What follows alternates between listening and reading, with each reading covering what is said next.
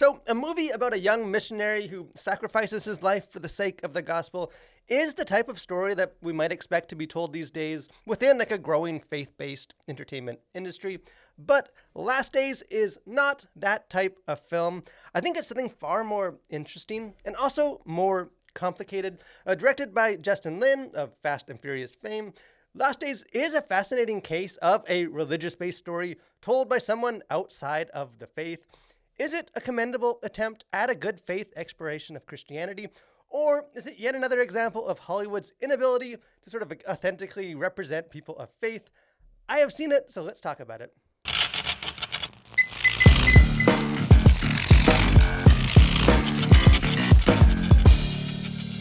So, like I said, there's a lot about this movie that just really interested me. And having seen some interview comments from director Justin Lin, it does seem like his heart was in the right place. But overall, I have a bit of a love-hate relationship with this movie. I think in some ways, Last Days is not at all the type of film you'd expect from a non-Christian director making a movie about a Christian missionary. But sadly, in other ways, I think it is exactly that type of film. The film is based on the true story of John Allen Chau, a 26-year-old missionary who was killed in 2018, attempting to spread the gospel to the Sentinelese people. And his death immediately sparked very polarized responses, with him framed as either being a courageous hero or a reckless fool, and even his own father kind of blamed his son's death on extreme Christianity. And as a movie, Last Days, I think, is less like an inspirational biopic on Chau and more grappling with that polarized reaction. The film begins with a montage that features various news reports about Chau's death, ending with a voiceover asking, "The question now is, who was John Allen Chau?" And at its core, that's the question that Justin Lin attempts to sort of untangle, investigating what would lead a handsome, talented young man with a bright future to give his life in such a seemingly reckless manner. Now, Hollywood filmmakers don't have a reputation for putting Christian characters on screen in a way that I think most believers would say honestly represents them. But I think, to be fair, atheists can absolutely aim that same criticism towards Christian filmmakers. Movies like the God's Not Dead franchise suggest that every atheist is an angry alcoholic who disrespects women and has flimsy reasons for rejecting God. But I think, to his credit, Lin at least attempts to provide a very good faith representation of Christianity. Chau is a likable, relatively normal guy, and I think for the most part, this film doesn't pass judgment on him or diminish the sincerity of his faith. At least not until this movie's sort of unfortunate third act, which I'll get to in just a moment. As probably expected, Lin doesn't appear to fully grasp just the essence of the gospel. Chau is clearly motivated to spread the gospel, but the content of the gospel and the foundation of Chau's personal relationship with Jesus is never really explored.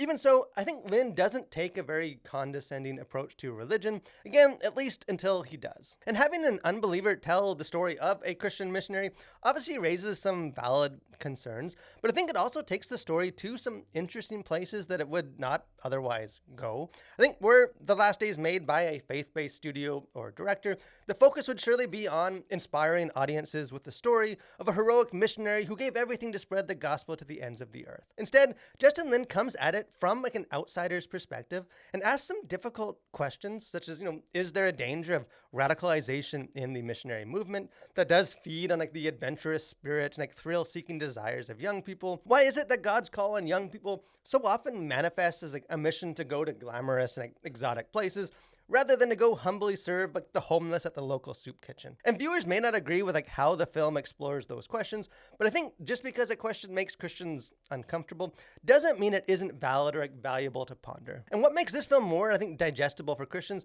is that for much of the film, Lin is content to raise questions, present the facts, and then let viewers draw their own conclusions. In fact, when initially released for film festivals, Last Days was widely criticized for its refusal to take a side. That being said, the theatrical version of this film, which is the one that I was given, is a new cut by Lin. And having not seen the original cut, I am very curious if he shifted his approach in reaction to those initial criticisms, because by the end, Lin definitely has taken a side, and I think the film suffers as a result. And the unfortunate turning point where I think Lin switches from raising good faith questions to pushing sort of his own ideological vantage point is a really bizarre third act sequence in which Chow engages in a sexual encounter with a stranger. And as far as I can tell in my own research, and I may have missed something, but I think the event is wholly the invention of this film, which is just wild to me because I think it completely reframes the story and sort of the characterization of Chow. No longer a sincere man of faith, Chow is exposed to be lost, confused, and sexually repressed young man who is willing to abandon his lifelong missionary convictions at the first sight of a semi-naked woman. And as a result of that sexual escapade, the driving force behind his final and ultimately fatal attempt to evangelize the Sentinelese people becomes his sexual confusion rather than the theological convictions which are detailed in his journals, which were recovered after his death. And the invented subplot establishes a sort of clash of worldviews with the worldly ideal of the good life as carefree youth and sexual liberty contrasted with the repressive and controlling religious lifestyle. Even the film's mostly uninteresting B-plot, centering on a local policewoman attempting to locate Chow for the American embassy, kind of furthers this tension, because she is eventually revealed to be a lesbian who is unable to live her desired life because of the oppressive and constricting influence of religion. Thus, I think despite the initial attempt at a good faith exploration of faith, by the conclusion of the film, religion is clearly established as being the villain.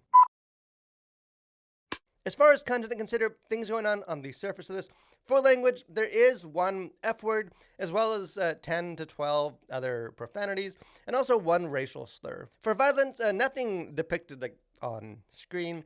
Sexuality, there is a scene where two women kind of run flirtatiously hand in hand and appear about to kiss before entering into a house together. Also, the scene I mentioned earlier where you have Chow and a woman who are kissing on a bed, and she is clad in a bikini and removes her top, although she keeps her breasts covered with her hands, and she gives him a condom, but they do not ultimately have sex. As far as themes, worldview, things going on beneath the surface, the main question that Justin Lin seemingly wants to raise about John Allen Chow is it possible to serve God for the wrong reasons? Because the film doesn't really question the sincerity of his belief in God, but it does imply that his missionary motivations may have been selfishly motivated. And near the end of this film, the police lady kind of voices this belief, saying, "This is not about God, he's just lost." And that is sort of the prevailing impression made by Last Days as a whole, that Chow was a restless young man searching for adventure and thrills and discovering the avenue for these needs in the missionary movement. Of course, Jesus himself cautioned against this danger, saying in Matthew 6:3, "But when you give to someone in need, don't let your left hand know what your right hand is doing." So there's definitely a risk in doing the right thing for the wrong reasons or serving God to satisfy our own selfish needs. And in the film, reaching the Sentinelese people with the gospel is described as the ultimate mission. You have Chow's sort of missionary mentor that tells him that it is the Mount Everest of the missionary world and says, "Start with something small," to which Chow counters, "I'm not thinking small, I'm going big." And in an earlier conversation, that same missionary asks, in this day and age, what makes someone a saint? What kind of risks are they willing to take? How far behind enemy lines are you willing to go? And obviously, Christians can disagree with Lin's handling of Chow's specific story, but I think they can also affirm the real dangers that he raises. Christians are indeed called to go make disciples of all nations, but the example of Jesus is also defined by lowly acts of washing feet and loving the unlovable. And I think ultimately Christians are not called to go big, but to follow Jesus wherever he leads.